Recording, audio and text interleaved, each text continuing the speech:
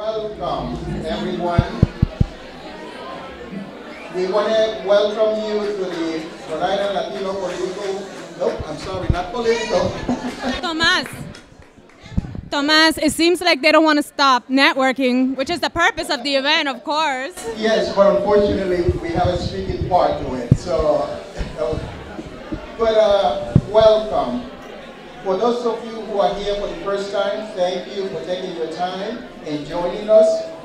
To make you aware, this event takes place every second Friday of the month. And we've been organizing it for the last 4.5 years. When I say we, it's my partner in crime, Manuela Raposo, here to my left. Luis Almanzar, who is behind the bar. He's behind the bar, who is the owner of the place. And Tony Mendez. Very much we came together and decided to put this event. And what we decided to make it as easy as possible, no fees, no membership, simply a space where we can get together once a month and network, get to know each other, and the possibilities of creating professional or commercial relationships. So that's what it's all about. But I must tell you that this is a record-breaking attendance. I don't know what Jorge did. I wonder why that is. Someone must be super popular. I don't know what Jorge has done or what he plans to do. But whatever it is, Jorge, thank you very much. Honestly, we've been doing this for 4.5 years, and I'm going to share that the previous record that we had was about 50, and I mentioned it to the person who actually attained it, and now you have started a competition. So with that, I wanted to welcome the person who actually had the 50, General Treasurer Gina Raimondo, who's here with us.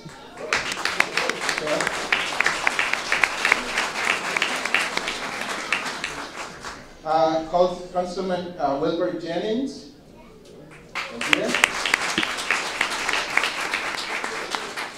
Ernesto Figueroa, who's representing Mayor Angel Taveras. George Rafael Ovalles, who's here. Ana Cano Morales, the Director of the Latino Policy Institute, who's here. Now, I want to let you know that this is the first time I have to do this. So, you know, it's not just the crowd, but the people who are here. And definitely we welcome every single one of you. And hopefully you'll remember and come back. Because, again, the purpose of this is to create better relationships among professionals, Latino businesses, and the general community. And in those 4.5 years, we've seen all kind of different crowds and whatnot. But again, welcome for being here. And I want to do something that I do every month when we have this event, and it is very simple. Take a look at the person to your right and to your left and say hello.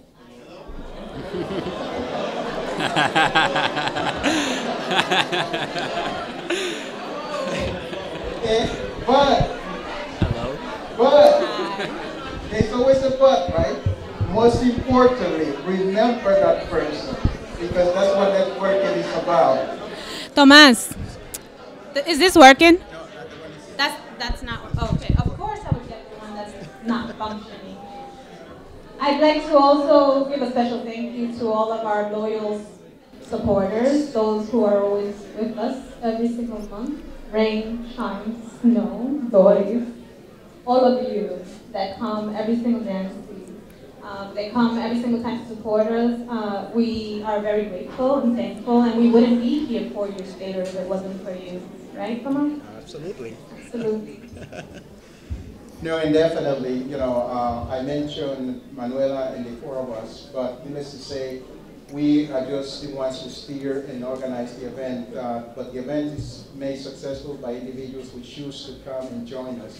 And definitely there's a core group that month after month, like Manuela said, rain, shine, or whatever, they always hear, so thank you so much.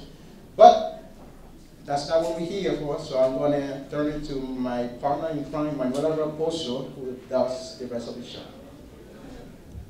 Thank you, and we have this show on Pat, huh, Tomas?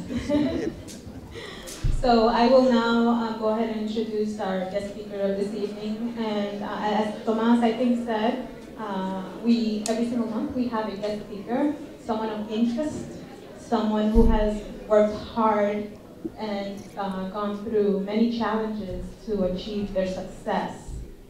And success is very personally defined for each and every individual, correct? But each month is someone very interesting. And this month is not an exception. So raised by Guatemalan immigrant parents in inner city province, Professor Jorge Elosa returned to his old neighborhood after his graduation from Harvard Law School to give back to his community as an attorney for Rhode Island Legal Services. Professor Elosa has litigated race discrimination cases and represented both private and public housing tenants in Rhode Island courts. He continues his work in Rhode Island at Roger Williams University as one of the moving forces and co-chair of the Latino Policy Institute at Roger Williams University. He has defended the constitutionality of the Rhode Island Lead Hazard Mitigation Act before the Rhode Island Supreme Court. Because of his expertise in housing matters, he was appointed to preside in the Province Housing Court.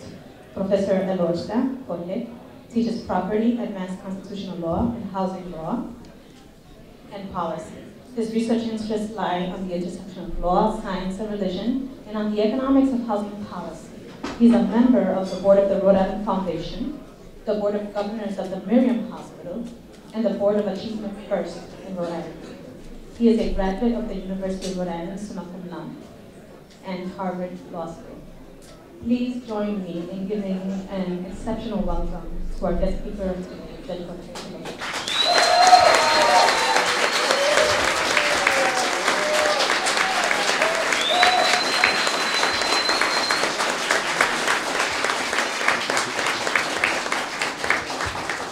Wow.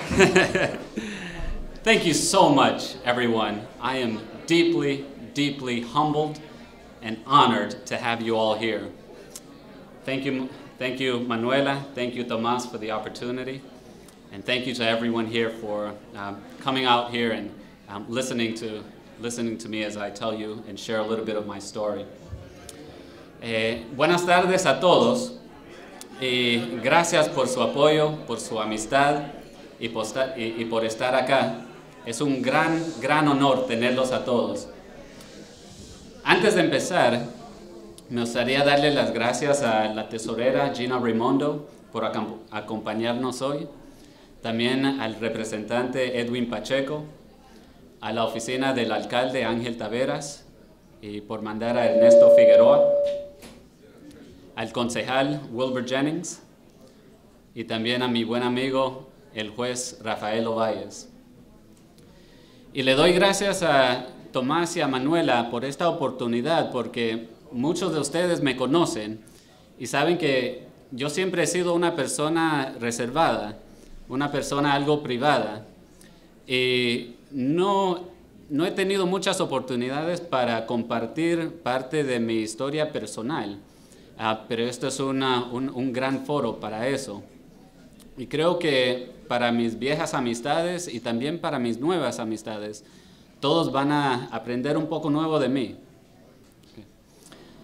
Primero, dicen que la medida de una persona no se toma por las alturas a que ha llegado, sino por las profundidades de donde viene.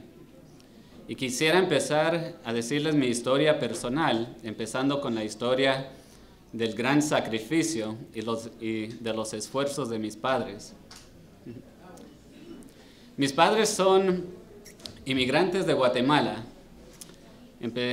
Mi hermana mayor, también nació en Guatemala. Después de unos meses, después de nacer, como no había mucha industria y trabajos en Guatemala, y a la misma vez había una guerra civil, mi papá hizo la decisión de venirse e emigrar a los Estados Unidos. Cruzó por todo México, y después de cruzar México a llegar a la frontera con Texas, cruzó la frontera, cruzó el desierto y me cuenta las historias de esa pasada.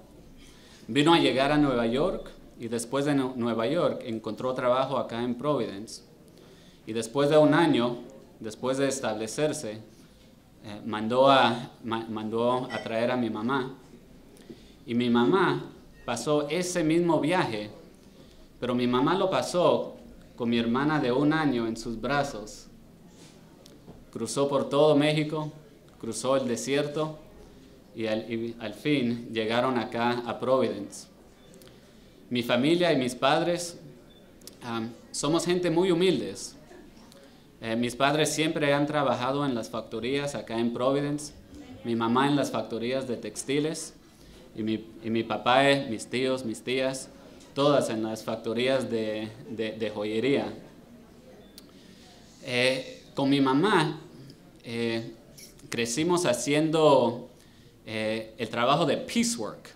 Creo que muchos de ustedes saben qué es el piecework. Con la joyería, metiendo los aretes al plástico, la cosa de atrás, el sticker, poniéndolo en la bolsa y horas tras horas tras horas. Todo para salir adelante. Mi mamá también en los fines de semana vendía sábanas y cortinas. Iba de casa en casa vendiendo como fuera. Y como le dije, también trabajaba en factoría. Trabajaba segundo turno y después del segundo turno pues venía el overtime. Y siempre que había overtime lo tomaba. Se levantaba temprano el próximo día para llevarnos a la escuela. Y después de regresar de llevarnos a la escuela, mi mamá tenía un daycare en la casa y cuidaba niños todo el día. Cuando venían a recoger a los niños, ya era hora para ir a trabajar y comenzar el proceso de nuevo. Y así fue por años y años y años. Y de mi mamá aprendí la importancia del sacrificio y del esfuerzo y del trabajo duro. Y es algo que siempre llevo dentro de mí muy íntimamente. En todos sentidos, mi mamá siempre ha sido mi ídolo. Siempre lo es y siempre lo será. Y también he aprendido muchísimas cosas de mi papá. Mi papá también siempre ha sido trabajador y también ha sido una persona muy sabia. De él he aprendido otras cosas. He aprendido la importancia de disfrutar el poco tiempo que tenemos en esta vida, de tratar a todos con total respeto y también de siempre ser humilde. En mi casa, no importa las alturas o el título que uno tenga, si uno no es humilde no cuenta nada. Y en muchos sentidos mi papá también siempre ha sido mi ídolo y siempre lo será. Mi hermana y yo y mis sobrinos, bueno, y mis primos, crecimos pobres, pero siempre alegres, siempre en una casa alegre. Yo estudié mi vida entera en las escuelas públicas acá en Providence y para serles sincero, nunca fui un buen estudiante. Es más, ya mero me quemaba mi último año de high school, apenitas pasé. Y eso causó un cambio muy importante en mi vida. En mi último año de high school, apliqué a 4 universidades. Apliqué a URI, Rhode Island College, Johnson & Wales y una escuela en New Hampshire, que ni me recuerdo cuál es. Y me rechazaron de las 4 escuelas. Y cuando pasó eso, tuve que reconocer, yo siempre me pensaba una persona inteligente y con capacidad, pero la realidad es que no estaba usando ni realizando esa capacidad. En verdad me dio vergüenza, sentí que me había defraudado, pero también me dio miedo, porque entrar al mundo de trabajo significaba trabajar en las mismas factorías donde trabajaban mis padres, mis tíos, tías, primos y mi familia entera. Y sabía que no quería esa vida. Y entonces, cuando me pasó eso, me propuse por la primera vez en mi vida que me iba a dedicar totalmente a mi trabajo y a mis esfuerzos, y que iba a hacer todo lo posible para que el mundo nunca viera nada menos de mi mejor esfuerzo. Apliqué a la Community College of Rhode Island y pasé un año ahí. Le di mi mejor esfuerzo y la hice bien. Después de un año transferí a la Universidad de University of Rhode Island, ahí con el programa de Talent Development. Si no hubiera sido por ese programa, no pudiera haber asistido a la universidad, pero ese programa estuvo ahí para ayudarme cuando lo necesitaba.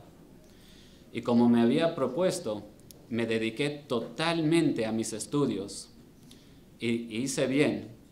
Terminé graduándome primero en mi clase, en mi clase entera de contabilidad y de finanzas. Cuando me gradué, tenía un trabajo esperándome en Nueva York. Me mudé a New Jersey, trabajaba en Midtown, en Manhattan, y mis clientes estaban en la área de Wall Street. Pasé 9 meses y en realidad ya después de unos meses ya sabía que quería regresar a Providence. Extrañaba mi casa, mis amigos, mi familia y todo eso. Pero también sabía que mi corazón no estaba dentro de ese trabajo. Yo quería servir a la comunidad. Y entonces pasó otro evento que fue muy importante en mi vida. Una noche suena el teléfono y lo contesto. Me despierto, lo contesto y es mi papá. Y me dice que uno de mis mejores amigos de mi vieja vecindad en la calle Cranston, que había salido de la cárcel y que lo habían matado. Y me recuerdo de esa noche, ¿verdad? Me senté en mi cama y pues uno llora de tristeza. Y en ese momento me decidí que iba a regresar a Providence. No sabía precisamente qué es lo que iba a hacer, pero sabía que mi destino estaba acá en Providence y que tenía que servir a esta comunidad. Así que cuando regresé, pensé que iba a ser maestro de high school o algo trabajando con mentes jóvenes. Y lo traté, pero en realidad no me pareció como carrera. Y fui a hablar con una persona que siempre fue una consejera para mí. Y me recomendó que pensara ir a la escuela de derechos, estudiar leyes. Y cuando primero me lo propuso, rechacé la idea porque en realidad yo no conocía nunca conocía a un abogado, menos un abogado hispano. Y en realidad no me podía ver como abogado. Era un sueño que ni podía soñar. Rechacé la idea. Y de ahí pasaron unos meses y otra persona también me lo recomendó. Hasta que por fin me pareció más y más, investigué y pensé que tal vez sí lo puedo hacer. Ahí aprendí que a lo largo de nuestra vida siempre aparecen personas que creen más en nosotros que nosotros creemos en nosotros mismos. Y siempre trato de aplicar eso con personas jóvenes hoy en día. Entonces decidí asistir a la escuela de derechos y pasé 3 años maravillosos en la Universidad de Harvard. Mi primera profesora y mi profesora favorita fue una señora llamada Elena Kagan, que ahora es juez de la Corte Suprema de los Estados Unidos. Pero sabía que cuando terminara la escuela de derechos, que quería regresar a Providence, todos mis amigos de la Universidad de Harvard, ellos se fueron a trabajos por bufetes grandes, a trabajar por corporaciones. Todos empezaban ganando 120, 130, 150 mil dólares. Yo rechacé todas esas ofertas y regresé a Providence para trabajar en una agencia que se llama Rhode Island Legal Services, donde damos servicios legales a inquilinos, y a personas que no tienen los fondos. Ganaba $30,000 al año, menos que lo que ganaba cuando me gradué de la universidad. Pero fue un trabajo que me dio tanto agrado y tanta satisfacción, porque fue la primera vez en mi vida, en esos entonces tenía 25, 26 años, fue la primera vez en mi vida que vi la conexión directa entre el esfuerzo que uno pone y también la calidad del trabajo y el impacto directo y también positivo que tiene en la vida de otros. Representé a cientos y cientos de clientes que estaban al borde de ser desalojados de sus casas, y sé que previne que docenas y literalmente cientos de personas pasaran esa noche en la casa. Entonces, me sentí tan satisfecho en ese trabajo, pero después de como año y medio, me empecé a sentir un poco frustrado con el trabajo. Y lo que me frustró del trabajo es que no importaba la calidad del trabajo que hacía, siempre iban a haber más y más clientes detrás de los que estaba sirviendo. Y quería tener un impacto a un nivel más alto de la póliza para prevenir que la gente se encontrara en estas situaciones. Así que después de 2 años dejé ese trabajo y empecé de profesor en la Universidad de Rhode Island para armar y darle más capacidad a mis estudiantes para que pudieran ayudar a personas en esas condiciones. Y ya han pasado 8 años, ya llevo 8 años en la universidad, y hace 2 años la facultad votó y me dieron tenure. Tenure no sé precisamente cómo se traduce, pero la idea es que tengo trabajo de por vida, no me pueden votar.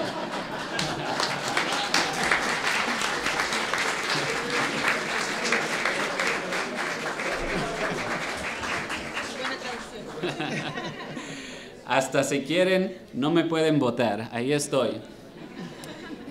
Y realmente mucha gente cuando llega a esta etapa de su carrera, ¿cómo se dice? Se retiran. Ya uno no tiene voz, no tiene jefe, uno puede hacer lo que uno quiera. Pero en vez de retirarme, lo que he hecho es que me he dedicado el doble a mis esfuerzos y me he mantenido hasta más ocupado que antes. Y lo bueno de este trabajo es que me da tanta libertad para explorar diferentes proyectos y diferentes intereses. Hace varios años, con un amigo, Domingo Morel, fundamos y creamos una organización, un instituto que se llama el Latino Policy Institute. Y lo que nosotros hacemos es que hacemos investigaciones y publicamos reportes sobre asuntos de la comunidad hispana acá en Rhode Island. Y como por ejemplo, hace año y medio, el Estado tenía una póliza de que si uno era indocumentado, uno tenía que pagar la tasa de matrícula en las escuelas públicas como si uno fuera residente de otro estado. Y la diferencia en precio en CCRI es la diferencia de como $1,500 a los $6,000. Es imposible pagar los $6,000 por semestre. Así que si tienen que pagar esa alta cantidad, lo que estamos diciendo es que no tienen oportunidad de estudiar.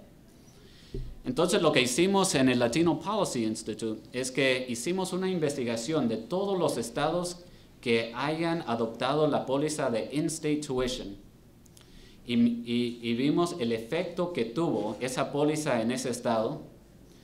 Después transferimos ese efecto y lo aplicamos a detalles o a datos de Rhode Island y prognosticamos el efecto que tuviera acá en Providence. Y como ustedes se pueden imaginar, en todos sentidos es algo positivo para el Estado darles esta oportunidad a los estudiantes. Publicamos el reporte y se lo dimos al grupo que abogaba por este cambio. Y ellos, usando este reporte, cambiaron la póliza Y hoy en día, ahora si uno es indocumentado, como si uno fuera documentado, tiene oportunidad de asistir a las universidades públicas acá en Rhode Island, y es un gran éxito.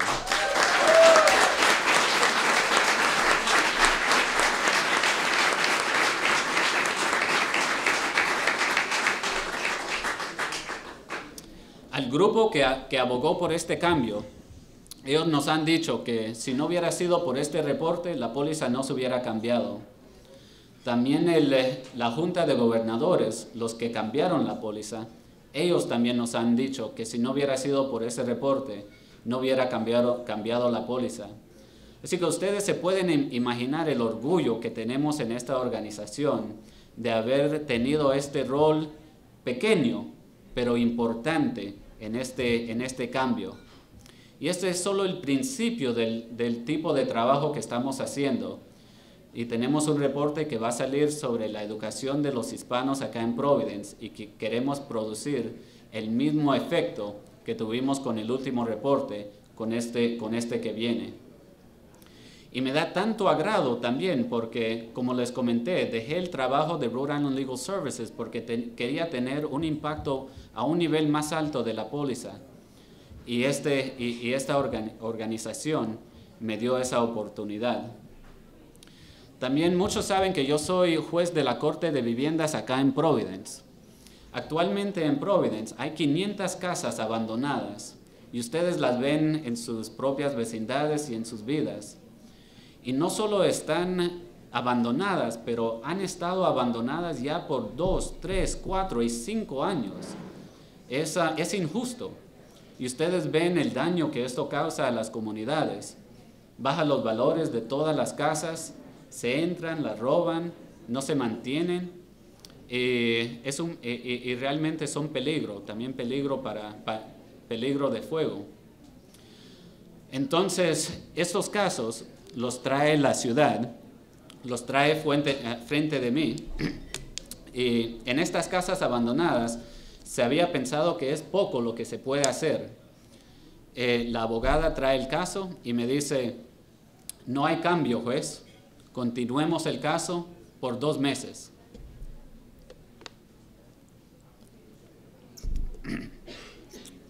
Viene el próximo caso, no hay cambio, continuémoslo 2 meses.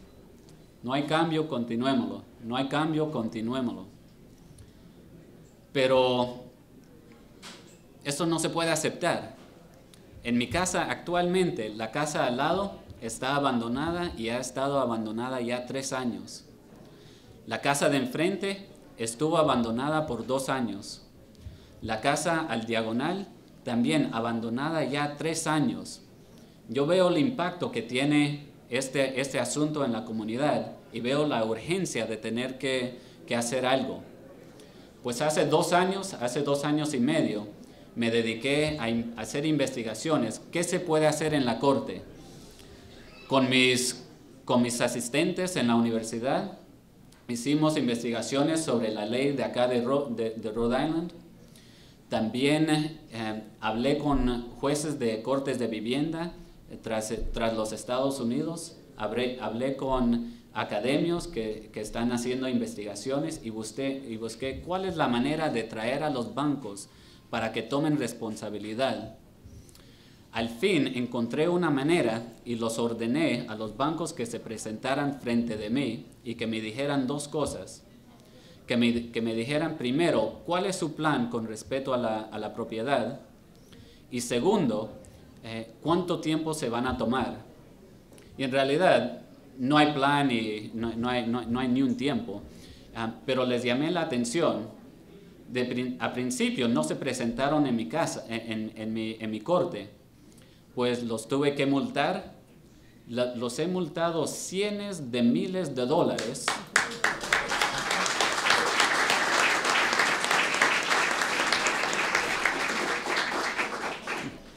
Si les gusta eso, esperen. También 2 bancos no se presentaban, Banco de América y Deutsche Bank. Tuve que amenazar de arrestar a los ejecutivos, a los presidentes de ambos bancos hasta que se presentaran en mi corte. Y por fin se presentaron, y ya después de que se hayan presentado en mi corte, han tomado responsabilidad total por todas las propiedades que les he demandado. Y acabo de entrenar a mis colegas en la corte, y ahora ellos están usando este mismo proceso. De que yo sepa,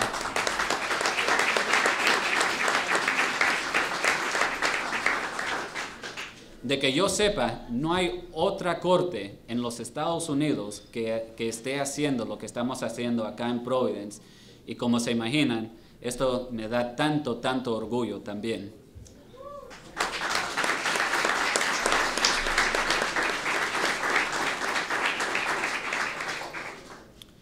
Y otra vez, me da tanto agrado porque cuando dejé Legal Services, quería tener más impacto y lo estoy teniendo ahora en la corte de viviendas.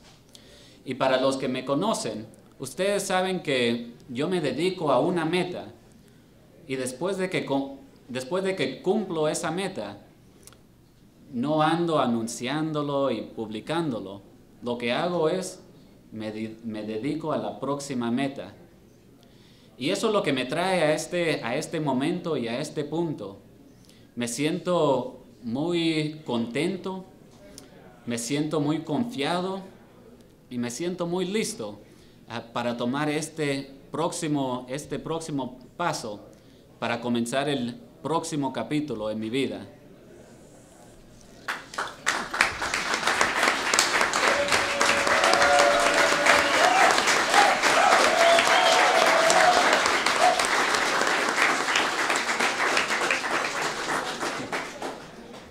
Así que acá estamos. Todavía soy juez de la Corte de Vivienda, así que no puedo hacer un anuncio público. Pero sí les quiero decir que me siento muy confiado. En realidad, con la energía que hay en este cuarto, con el apoyo de todos ustedes y con el talento que se ve en este cuarto, sé que todo es posible. Y otras dos razones por cual me siento tan confiado es porque tengo un proceso que me ha ayudado en todo lo que he hecho y que sé que me va a ayudar en todo por venir. Y también tengo una actitud, y me gustaría contarles de estas dos cosas. Mi proceso es algo en realidad muy simple pero efectivo. Lo más importante en todo lo que nos dedicamos es rodearnos de buena gente. Eso es lo más importante. Y como lo ven, creo que estamos bien en ese sentido.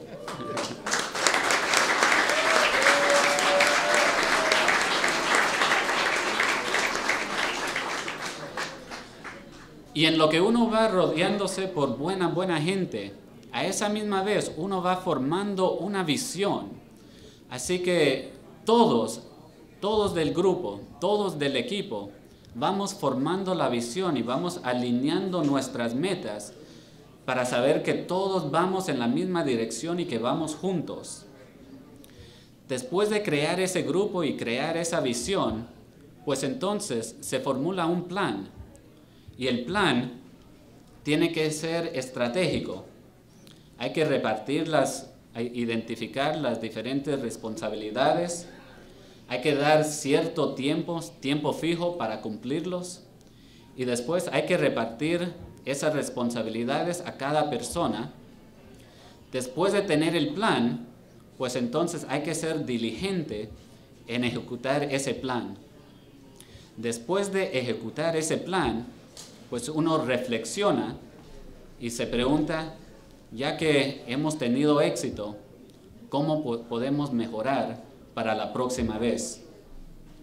Ese es el proceso. Es algo simple, como les comenté, pero es tremendamente efectivo. Me ha ayudado en mi vida entera y sé que me va a continuar a ayudar. Y la segunda la segunda razón por cual me siento confiado es mi actitud. Precisamente en la ciudad estamos todavía al borde del crisis. Pero quisiera compartir con ustedes una frase o un dicho que leí hace poco en Facebook. A veces se encuentran cosas buenas en Facebook. Viene de la película Piratas del Caribe. Nunca he visto la película, pero me pareció mucho la frase y la quiero compartir. Y no está dirigida a ni una persona en particular, pero esa es la frase. Y va así. El problema no es el problema. El problema es nuestra actitud hacia el problema. Y me gustó tanto, me pareció tanto esta frase, porque siempre en mi vida, en todo lo que he hecho, me he dado cuenta que cuando hay crisis y cuando hay incertidumbre, siempre hay oportunidad. Siempre hay oportunidad.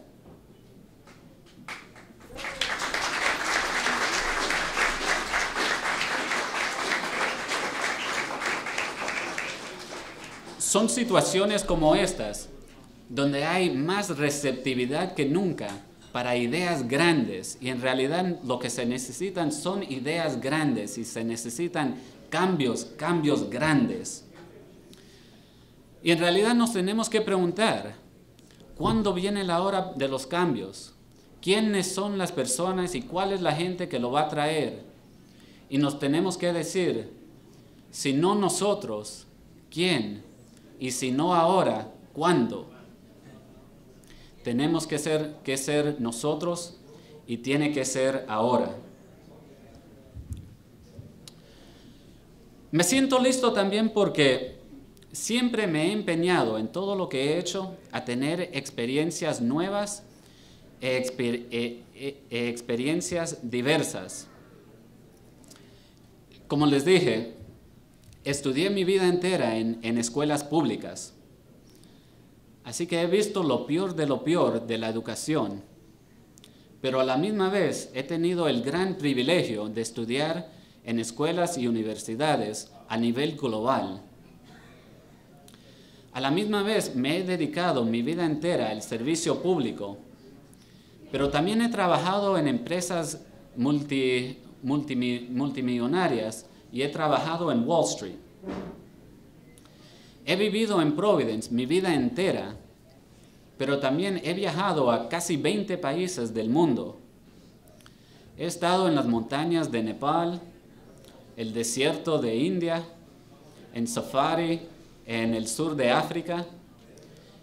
He viajado por Europa, he transcurrido casi todo Sudamérica, de Argentina a Perú, Centroamérica y todo eso. Y lo digo porque siempre he tenido una gran curiosidad de otras culturas y de otras personas. He tenido conversaciones con gente en los pueblos más remotos y pequeños del mundo. Y he hablado y he escuchado con personas y he aprendido de ellos. También he estado y he vivido en las ciudades más grandes y metropolitanas del mundo. Y he hablado, escuchado y aprendido de diferentes tipos de personas ahí también. En mi opinión humilde, el próximo alcalde o la próxima alcalde tiene que ser alguien que tiene una historia, que tiene resonancia con diversas comunidades y con diversas personas. Y también tiene que ser alguien que tiene una perspectiva y que entiende estas diversas comunidades y diversas personas. Yo me siento muy confiado y muy cómodo regresando a mi vieja vecindad en la calle Cranston y hablando con jóvenes que están en pandillas. Y a la misma vez me siento muy cómodo hablando con por ejemplo, colega de la Corte Suprema de Rhode Island. Me agrada tanto comunicarme acá mismo con ustedes en español, en nuestro idioma, pero a la misma vez me siento muy cómodo hablando con un ejecutivo de banco en downtown. Yo tengo una visión para la ciudad. Tengo una visión para la ciudad que creo muy íntimamente y apasionadamente que tiene resonancia no solo con el inmigrante, pero también con el nativo. No solo con el más afortunado, pero también con el más pobre. Pero más que nada, tiene resonancia con cualquier persona que quiere mejorar esta ciudad. Este es el tiempo, me siento listo, me siento confiado y con esta energía, con este apoyo y con tanto talento que hay en este cuarto, sé que vamos a seguir haciendo la historia. Muchísimas gracias.